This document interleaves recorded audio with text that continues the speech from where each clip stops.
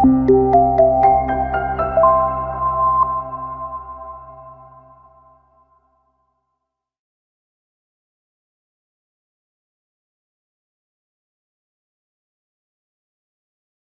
semuanya, selamat datang di pembelajaran Version Control and Collaborative Development with Git and GitHub. Bersama saya Muhammad Alfi Saputra, dan pada video kali ini adalah modul yang pertama yang berjudul Introduction to Version Control. Nah, pada modul yang pertama ini kita akan mempelajari beberapa hal. Yang pertama adalah memahami masalah pengembangan software tanpa menggunakan version control. Kemudian yang kedua, mampu menjelaskan konsep dasar mengenai Version Control System atau VCS. Kemudian yang ketiga, mampu menyebutkan atau memahami sejarah mengenai version control. Kemudian yang keempat adalah mengidentifikasi istilah-istilah apa aja yang lazim digunakan dalam konteks Git dan GitHub atau version control. Dan yang kelima adalah menyadari pentingnya Git dan GitHub dalam kolaborasi software engineering di era modern ini. Oke, bayangkan kita punya sebuah project, katakanlah itu sebuah skripsi. Mungkin kita udah menyelesaikan skripsinya, kemudian kita kasih nama skripsi.docx ya. Kemudian kita serahkan ke penguji atau ke pembimbing, kemudian ternyata ada revisi. Dari revisi itu kita ubah lagi revisinya, kemudian kita namain filenya lagi dengan nama skripsi final. Kemudian ternyata masih ada revisi lagi, kita ubah lagi nama filenya menjadi skripsi final fix. Ada revisi lagi, kita ubah lagi nama filenya menjadi skripsi final fix, masih revisi lagi, dan seterusnya. Nah, mungkin ini sering terjadi di kita semua. Nah, ini yang dinamakan version sprawl. Ini terjadi kalau kita tidak menggunakan yang namanya version control. Kemudian masalah kedua adalah, bayangkan kita mengerjakan sebuah project software, kita sudah melaunching software versi pertama kita, kemudian di masa yang akan datang kita juga update software kita dan update versinya, mungkin di versi 2 atau versi 3 dan seterusnya. Nah, kemudian dalam update software itu ternyata ada software yang bermasalah atau crash. Nah, umumnya atau idealnya ketika ada updatean yang crash, kita itu rollback atau balik lagi ke versi sebelumnya yang lebih stabil. Nah, kalau kita nggak menggunakan version control, ini tidak akan bisa dilakukan. Jadi ini adalah sebuah masalah. Kemudian yang ketiga adalah kalau kita nggak menggunakan VCS atau version control, itu juga akan rawan yang namanya override atau semacam timpang tindih penulisan. Jadi kita nggak tahu mana versi yang terbaik, yang paling benar dan terakhir dan seterusnya. Kemudian masalah-masalah lainnya juga bisa meliputi misalnya no traceability, tidak bisa dilacak perubahannya siapa yang melakukan dan apa yang terjadi. Kemudian selanjutnya lagi adalah sharing chaos. Kalau kita nggak menggunakan version control, itu mungkin akan menggunakan platform lain seperti WA, email, dan sebagainya. Nah, itu akan tersebar filenya dan agak susah nanti ketika kita ingin melacaknya kembali. Kemudian yang terakhir adalah misalnya compliance dan quality. Dari aspek kualitas dan juga kepatuhan hukum, ini bisa jadi masalah karena softwarenya menjadi sulit diaudit, sulit dicari rekam jejaknya, dan akan sangat sulit kalau misalnya jika terjadi masalah di masa yang akan datang. Nah, kita tadi udah belajar gimana kenapa si version control ini sangat penting.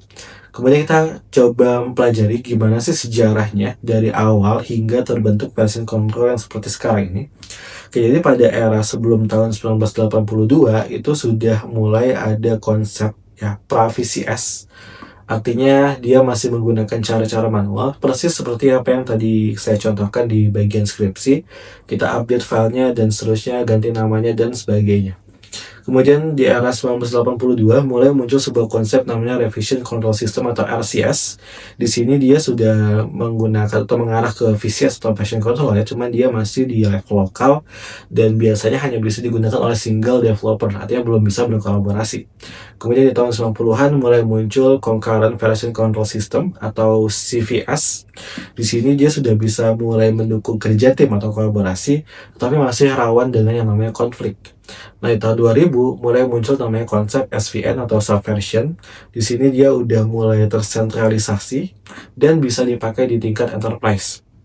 Kemudian di awal 2000-an muncul yang namanya Bitkeeper yang dipakai oleh komunitas Linux pada saat itu, tapi terjadi masalah soal lisensi sehingga mereka tidak bisa melanjutkan pengembangannya atau penggunaannya.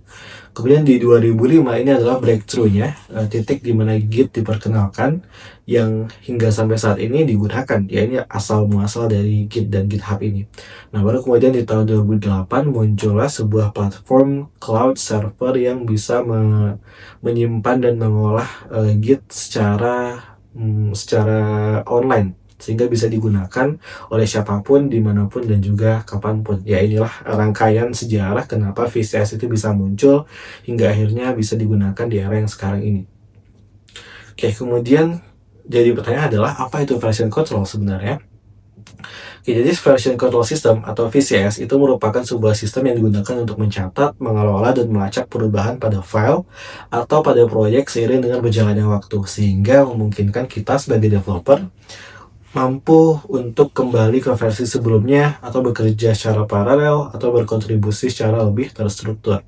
Nah, kalau misalnya kita ubah dalam bentuk poin, ini sebenarnya definisi VCS ini bisa dibagi menjadi 4 poin ya. Yang pertama adalah mencatat perubahan, kemudian riwayat lengkap, tidak hanya perubahan tetapi siapa, kapan, bagaimana itu juga tercatat. Kemudian eksperimennya lebih aman, kemudian yang keempat adalah kolaborasinya akan menjadi lebih mudah. Nah, sekarang apa bedanya Git dan GitHub?